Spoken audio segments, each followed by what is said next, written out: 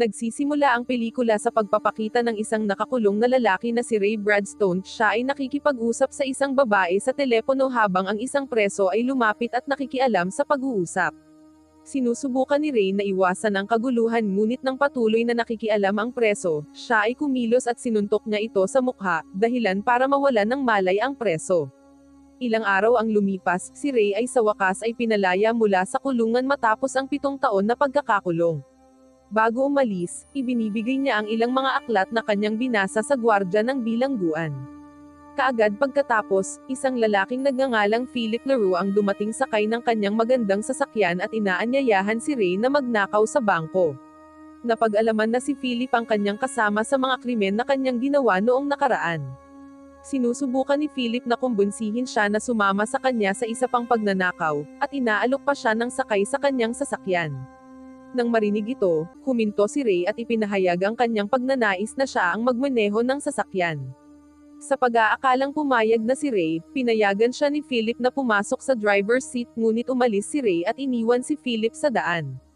Pagdating niya sa kanyang tahanan, patuloy siyang tumitingin sa isang larawan ng kanyang asawa at anak na babae, umaasang makikita sila sa lalong madaling panahon. Matapos ang isang mahabang panahon sa kulungan, nagpasya na siyang maging mas mabuting tao at talikuran ang lahat ng kanyang masasamang gawi. Kinabukasan, pumunta si Ray upang bisitahin ang kanyang asawa na si Lynn Bradstone at ang kanyang anak na si Sally Bradstone. Sa kabila ng katotohanang hindi niya siya nakita sa mahabang panahon, nagkaroon ng negatibong reaksyon si Lynn at ipinahayag na ayaw niyang makasama siya. Naniniwala si Lynn na si Philip ay walang silbi at hindi mapagkakatiwalaan dahil hindi niya magampanan ang kanyang mga tungkulin at responsibilidad bilang isang asawa at ama. Habang sila ay nag-uusap, umuwi si Sally mula sa paaralan at tulad ng kanyang ina, siya rin ay nababahala sa presensya ni Philip. Matapos nito, pumasok ang ina at anak at isinara ang pinto ng bahay. Kinabukasan, nagpakita si Ray sa paaralan ni Sally at humingi siya ng tawad sa kanya. Ngunit si Sally ay nananatiling dismayado kay Philip. Sinusubukan niyang kumbunsihin si Sally na siya ay nagbago na at palagi siyang magiging nasa tabi niya mula ngayon. Gayunpaman, hindi siya naniniwala sa kanya at umalis sa kanyang harapan. Hindi nagtagal, nakarinig si Ray ng tunog ng paputok at pagdating niya doon, napansin niya ang isang grupo ng mga schoolboys na nag-aaway. Mabilis niyang inaawat ang mga bata at dumating ang principal. Maya-maya lang ay lumapit sa kanya ang guro ni Sally na si Miss Miller at nagpakilala sila sa isa't isa. Humanga sa paraan ng pagsasalita niya, inanyayahan siya ni Miss Miller na samahan sila sa isang paglilibot sa museo sa susunod na linggo bilang chaperone. Agad namang pumayag si Ray, sa pag-aakalang ito ay magandang pagkakataon para makabonding niya si Sally. Kinagabihan, lumapit si Philip kay Ray at muling hiniling sa kanya na samahan siya sa pagnanakaw. Gayunpaman, tulad ng naunang pagkakataon, tumanggi si Ray. Noon pala ay pinagtaksilan siya ni Philip, at ito ang dahilan kung bakit napadpad si Ray sa kulungan. Kinabukasan, muling binisita ni Ray si Lynn ngunit sa pagkakataong ito ay nakilala niya ang kanyang kasalukuyang asawa. Sa mismong harapan niya naghalikan ang dalawa na ikinagalit niya. Pagkaraan ng ilang sandali, muling sinubukan ni Ray na hikayatin si Lynn para muling mabuo ang kanilang pamilya. Gayunpaman, sinasabi ni Lynn na walang magbabago sa kanya dahil wala man lang siyang trabaho. Sa pagkilala na kailangan niya ng pera, bumisita si Ray sa ilang organisasyon para maghanap ng trabaho ngunit halos agad na tinanggihan dahil sa kanyang kriminal na record. Lalong lumala ang paglalapat ng kanyang araw nang matuklasan niyang nasusunog ang kanyang apartment. Nang walang ibang pagpipilian, nagatubili si Ray na sumama sa grupo ni Philip sa kanilang planong pagnakawan ang isang bangko. Sa susunod na eksena, nakita namin sina Ray, Philip, at dalawang iba pang kasabwat na nagmamaneho patungo sa bangko. Sa daan, hindi tumitigil sa pagsasalita si Goldie, kaya ipinaliwanag ni Ray na ang tanging ikinatuwa niya sa bilangguan ay ang malayo sa kanilang lahat. Pagdating nila sa kanilang destinasyon, nagsuot ng maskara si Philip at ang dalawa pa at pumasok sa bangko habang si Ray ay inutusang maghintay sa kotse para sa kanila. Habang naghihintay, napansin ni Ray si Sally at ang kanyang mga kaklase na sumasakay sa bus para sa paglilibot sa museo. Naalala niya tuloy ang kalidad ng mga panahong kasama niya ito noong nakaraan.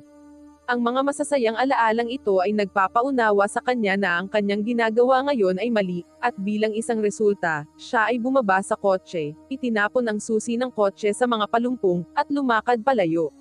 Kasunod nito, sumakay siya sa bus kasama ang mga estudyante at nagsisilbing chaperone sa kanilang biyahe.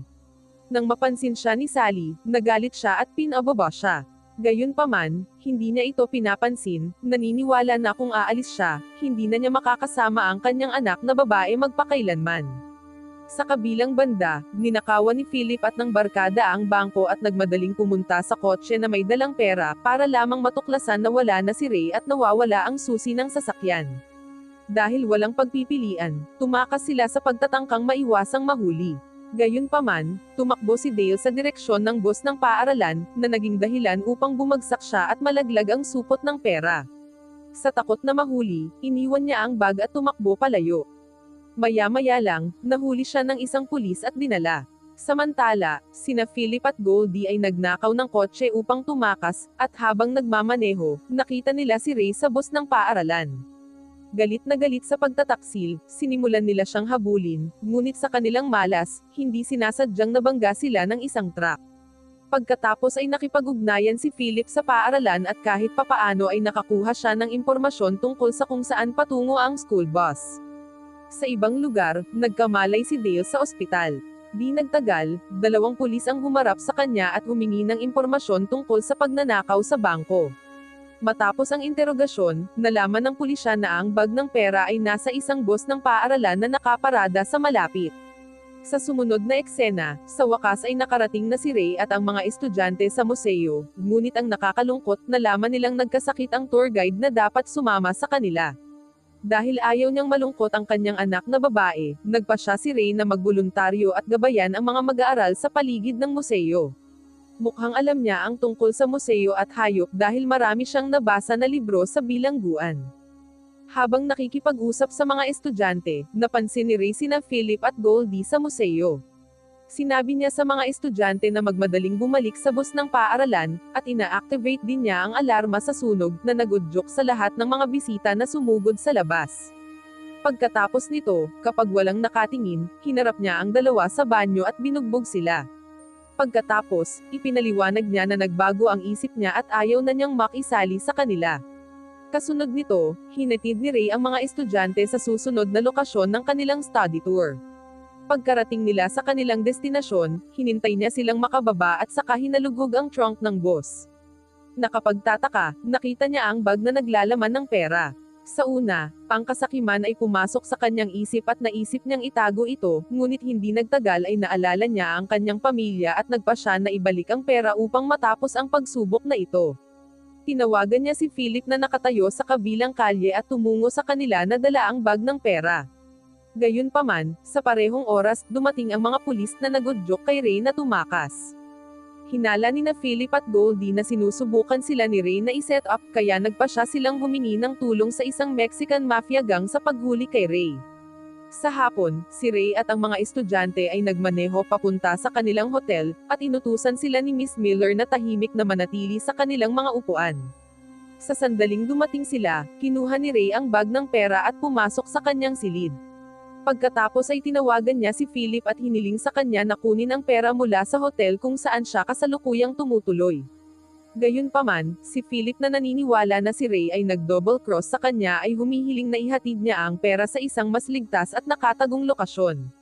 Habang patuloy na nakikipag-usap si Ray kay Philip, dumating doon si Sally at humingi ng paumanhin sa pagpapahirap sa kanyang damdamin.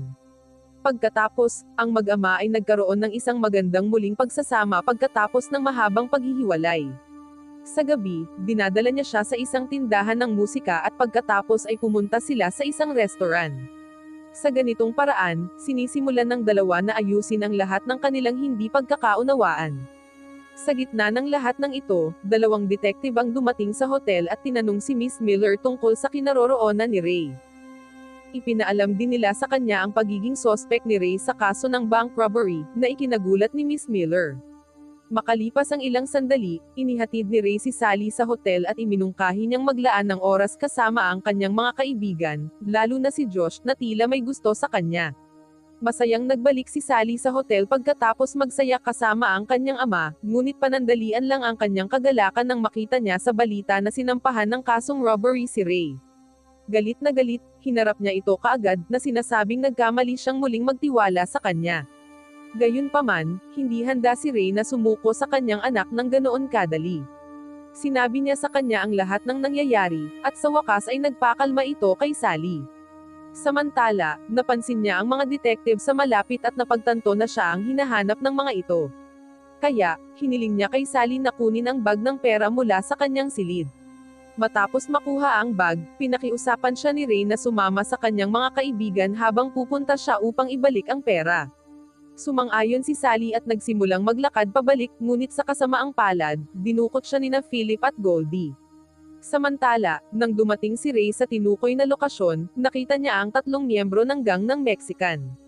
Napag-alaman na siya ay na-set up, nagpakawala siya ng isang malupit na mga suntok at tinalo ang 3 nang wala sa oras. Di nagtagal, nakatanggap siya ng tawag sa telepono mula kay Philip na nagpahayag na hawak niya ang kanyang anak na babae. Galit na galit, binalaan siya ni Ray na huwag saktan si Sally kung hindi ay mawawala sila sa mundo nang wala sa oras. Ngunit hindi nabigla si Philip at sa halip ay pinapapunta si Ray sa isang lihim na lokasyon upang gawin ang palitan. Walang pag-aaksaya ng oras, pumara si Ray ng taxi at tumungo sa nasabing lokasyon. Bago bumaba, nagbigay siya ng pera sa taxi driver, inutusan siyang magmaneho kaagad pagkapasok ni Sally sa loob ng taxi. Ayon sa plano, matagumpay na nakatakas si Sally at bumalik sa hotel kasama ang kanyang mga kaibigan. Ngunit napagtanto na nasa panganib ang kanyang ama, nagpasya siyang tulungan siya. Humingi siya ng tulong sa 3 niyang kaibigang lalaki, sina Josh, Simon, at Benny. Ginagamit ni Simon ang kanyang iPad upang subaybayan ang telepono ng kanyang ama, habang si Benny ay ginulo ang mga detective gamit ang mga paputok. Nakalabas sila ng hotel nang walang sabit. Sa kabilang banda, si Ray ay itinali ni Philip at Goldie sa isang upuan dahil niloko niya sila ng isang peke na bag na naglalaman ng mga laruan. Binugbog siya ni Philip at hinihingi ang lokasyon ng bag ng pera, ngunit nananatiling tahimik si Ray. Pagkaraan ng ilang sandali, dumating si Sally at ang kanyang mga kaibigan sa lokasyon at nahati sa 2 koponan, ang isa ay ginagambala ang mga kriminal gamit ang mga paputok at ang isa ay pinakawalan si Ray. Sa gitna ng lahat ng ito, nakipag-ugnayan si Ray sa isang kakilala, isang radio announcer, na live na nagbo-broadcast ng voice recording.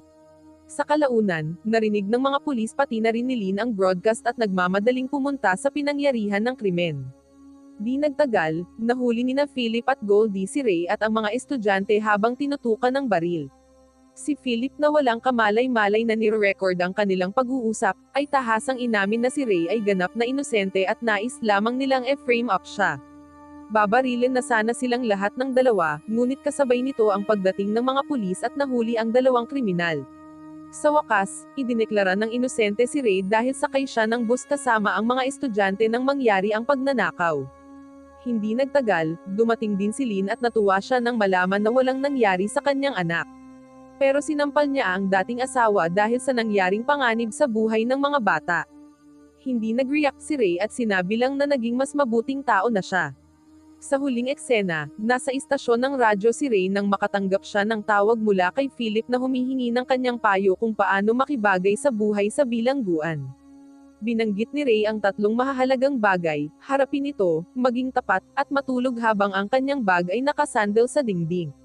Wow naman! Doon nagtatapos ang pelikula mga idolo, salamat sa inyong panonood.